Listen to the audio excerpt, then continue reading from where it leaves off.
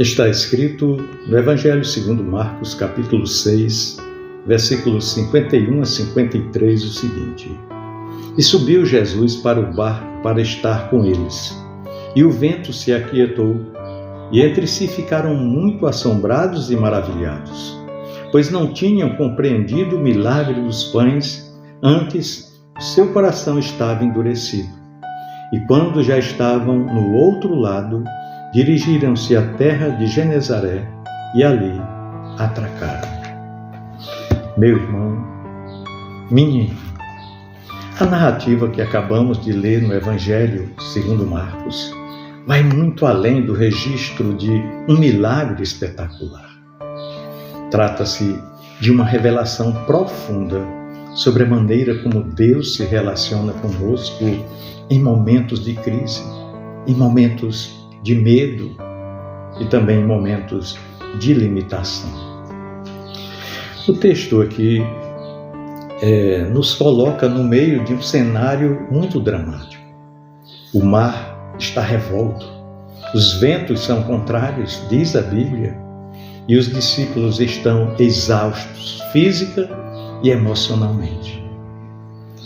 Mas é nesse cenário que Cristo, o Cristo glorioso, se aproxima e transforma tudo simplesmente com a sua presença. A embarcação jogada de um lado para o outro pelas ondas do mar, o mar da Galileia, torna-se um retrato de nossas próprias vidas. Muitas vezes nós também somos como aquele barco, frágeis, vulneráveis, instáveis diante das pressões externas e dos dilemas internos pelos quais todos nós indistintamente atravessamos. O mar representa o caos, a incerteza, a imprevisibilidade da existência. E o vento contrário simboliza exatamente as forças invisíveis que, de forma invisível e poderosa, tentam nos impedir de avançar. Sejam elas dúvidas, traumas, perdas, tentações, ou até mesmo crises espirituais, crises existenciais também. Interessante notar que, no texto, os discípulos estavam obedecendo a uma ordem de Jesus quando entraram naquele barco. Eles não estavam ali por desobediência, mas por fidelidade. E isso derruba a ideia de que nós só enfrentamos dificuldades quando estamos fora da vontade de Deus. Ou seja, quando estamos em desobediência, quando estamos em pecado. Não. Muitas vezes é justamente no centro da vontade de Deus que os ventos sopram com mais força, contrariamente aos nossos propósitos. E Deus não promete a ausência de luta, mas presença garantida na luta. Isso faz toda a diferença. O texto aqui nos revela também um detalhe essencial. O texto diz que eles ficaram atônitos, pois não tinham entendido o milagre da multiplicação dos pães. Eles viram, mas não conseguiram compreender. Eles participaram, mas não conseguiram assimilar. Isso nos mostra que é possível estar próximo das manifestações de Deus, experimentar milagres e ainda assim manter um coração endurecido, um coração, fechado à revelação plena de quem Deus é. Muitas vezes isso acontece conosco. A dureza do coração aqui não é apenas incredulidade, mas trata-se de insensibilidade espiritual. E isso é um alerta para todos nós. O que Deus tem feito em sua vida que você ainda não conseguiu compreender completamente, assim como os discípulos não haviam compreendido ainda o milagre da multiplicação dos pães. Olha, meu irmão, minha irmã, a caminhada de Jesus sobre as águas é um dos momentos mais emblemáticos do seu ministério. Na tradição bíblica, o mar sempre simbolizou o caos primordial. desde Gênesis, quando o Espírito pairava sobre a face das águas, como diz lá em Gênesis 1, até as visões apocalípticas, onde João, onde o mar já não existe, João declarou. Quando nós caminhamos sobre o mar, Jesus declara, Jesus, aliás, caminha sobre o mar, declara de maneira simbólica, também escatológica, que ele domina completamente tudo aquilo que nos ameaça. É assim. Seus pés estão sobre o caos. Jesus reina acima do medo, acima da ansiedade, acima da dúvida, acima da dor.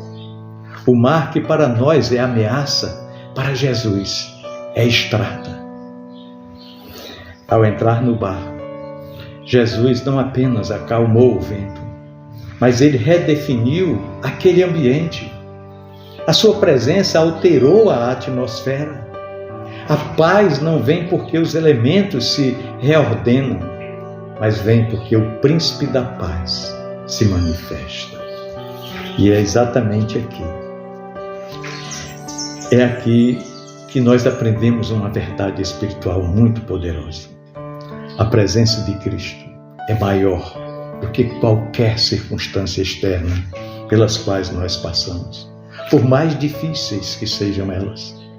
Nós não precisamos esperar que o mar se acalme para termos paz.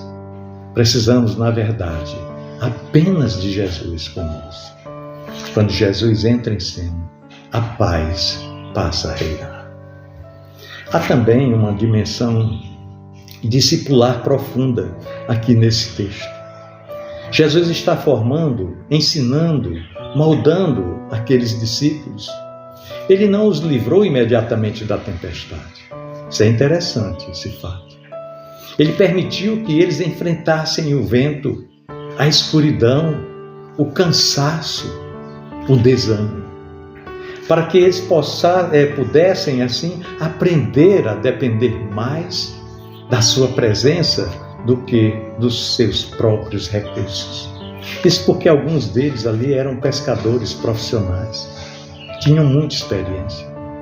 Deus muitas vezes nos permite atravessar noites difíceis também, não por negligência, mas por amor pedagógico, porque é no meio do mar que nós reconhecemos quem realmente é o nosso Salvador, que nós reconhecemos realmente a nossa fragilidade, o quanto somos vulneráveis. O destino é Genezaré. Genezaré, um local fértil, conhecido pela terra boa e produtiva. Isso nos lembra que por trás da travessia há um propósito. Deus não nos leva a enfrentar tempestades por acaso. Há um outro lado que nos espera. Sim, há sempre um outro lado. Se a circunstância é difícil, tem o outro lado. A tempestade tem um fim, e ela não é o destino final, mas um trecho do caminho. Aqueles que perseveram, sustentados pela graça, descobrirão que há terra firme depois da luta. Há o outro lado. As circunstâncias ficam para trás. E o texto termina com um gesto simples, mas muito significativo. O texto diz que eles amarraram o barco, atracaram o barco. Porque antes era um instrumento de desespero, agora é ancorado com segurança. É assim. O barco não afundou. A jornada não foi em vão. O milagre foi completo. Isso nos mostra que há um tempo em que a luta termina, em que a dor passa, em que o que hoje é tormenta se tornará em testemunho. Portanto, meu querido irmão, minha amada irmã, se hoje você se encontra em meio a um temporal existencial, seja ele emocional, seja um temporal espiritual, seja um temporal familiar, seja um temporal financeiro, saiba que o Senhor não está distante de você. Ele vê a sua luta, Ele conhece o seu cansaço e já está vindo ao seu encontro. Às vezes ele virá de forma inesperada, caminhando sobre aquilo que lhe assusta. Nessa situação, ele caminhou sobre as águas do mar. Outras vezes virá em silêncio, apenas entrando no mar e trazendo a paz que tanto precisamos. Mas de uma forma ou de outra, ele virá. E quando ele entra, tudo muda.